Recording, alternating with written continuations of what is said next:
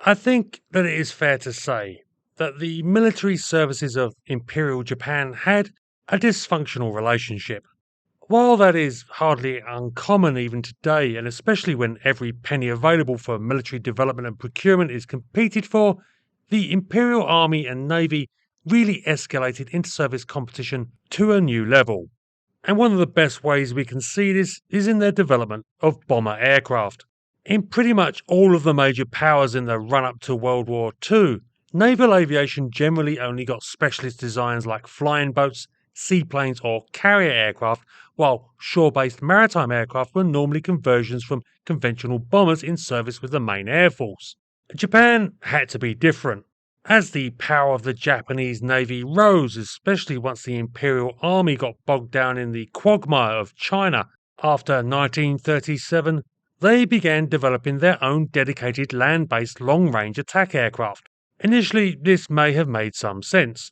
The Japanese Navy faced the possibility of engaging in combat across the vast expanses of the Pacific, which, if you didn't know, encompasses about a third of the entire planet's surface, and so aircraft custom designed for long-range naval attack were logical. So the mid to late 1930s saw the IJN fielding aircraft like the Mitsubishi G3 and G4Ms, very long-range aircraft that could carry comparatively small bomb loads of about 800 kilograms, or more especially, a torpedo.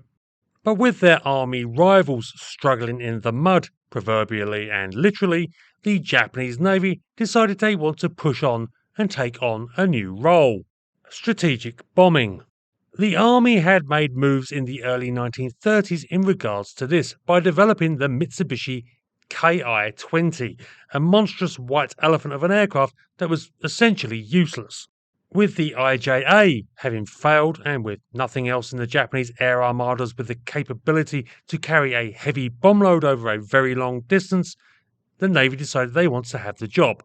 The specification that they set out was extremely ambitious. Their new bomber needed to be able to carry between 2,000 and 4,000 kilograms of bombs to a range of at least 3,500 miles. That was a staggering requirement for the day.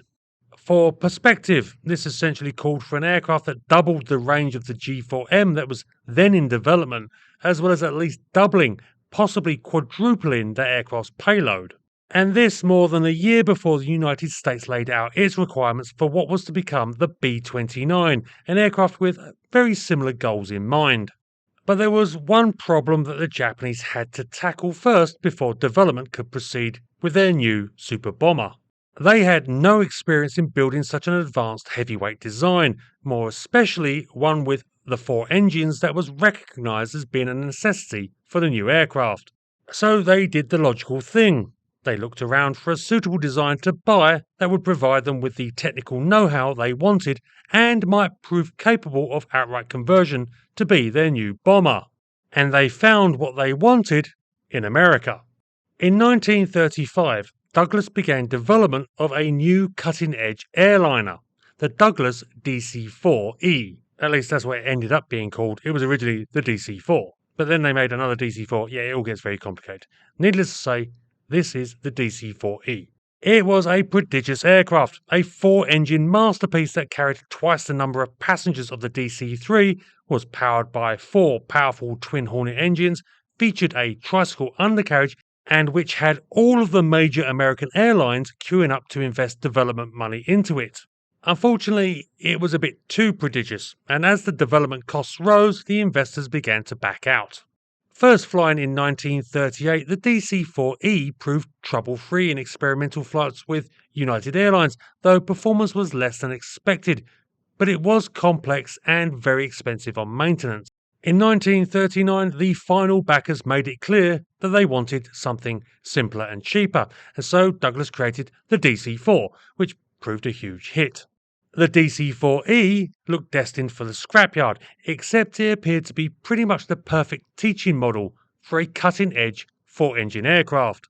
So it was snapped up in late 1939, notionally by Imperial Japanese Airways for long-range passenger services, but in reality for the Imperial Japanese Navy. They transferred it to Nakajima for the company to learn everything they could about the design and apply it to the new long-range heavy bomber required. Naturally, secrecy was an issue, and so it was reported that the DC-4E was lost in an accident in Tokyo Bay to disguise the Japanese real intentions towards the aircraft. Nakajima promptly set to work, stripping down the DC-4E to learn what they needed. Over the next couple of years, they worked to create a bomber drawing on this experience, and in April 1941, the fruits of this effort took to the air for the first time. The Nakajima G5N Shinzan. It was certainly impressive, at least in appearance. Broadly comparable in size to the B-29, though considerably lighter, the G5N retained the DC-4E's wing layout and engine installation. But in accordance with its new role, it now had a glazed nose for the bombardier and a defensive armament composed of two single 20mm cannon located in a tail and in a powered dorsal turret, as well as single rifle caliber machine guns located in the nose, in a ventral position, and one either side amidships. Maximum payload was 4,000 kilograms of bombs, or two of the very effective Japanese aerial torpedoes, and all in all, for a heavy bomber circa 1941, this was all extremely respectable. But the G5N, like its DC-4E progenitor, was a bit too much of a good thing. The complexity it inherited in its design meant that the aircraft was a pain for maintenance. Performance was also far less than desired, with top speed achieved only 260 miles per hour and maximum range being 2,650 miles. Worse though were its engines. Needing considerable power for the ambitious heavy, Nakajima chose to use four of their latest power plants in development, the NK7A Mamoru 11. This was a 14-cylinder air-cooled radial that in the G5N had an output of 1,850 horsepower per engine. The problem was, and as is so often the case with these forgotten aircraft, the Mamoru had considerable developmental issues. 4 initial aircraft were completed, designated as G5N1s, but the bad engines and lackluster performance was extremely disappointing. An attempt was made to salvage the G5N by building 2 more prototype aircraft fitted with Mitsubishi Kasei radials. These, the same as used on the smaller G4M, were reliable power plants, but produced just over 1,500 horsepower, making the power issues for the Shinzan far worse. Despite interest now from the Imperial Army as well, it was apparent that the project was a failure. Underpowered, complex and with poor performance, the G5N was never going to be the bomber that the Japanese had hoped to create. 4 of the prototypes did, however, remain in service. Converted into long-range transports, these were fitted with the Mitsubishi engine and designated G5N2-L.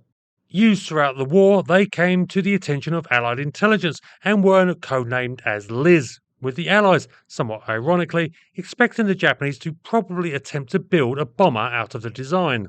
It was only when the war ended that it was discovered what the original intentions behind the G5N were, as well as the nefarious origins of the design's inspiration and the Douglas DC-4E's part in it. A story of misdirection and intrigue that the Japanese used to create their unsuccessful and now long forgotten heavy bomber.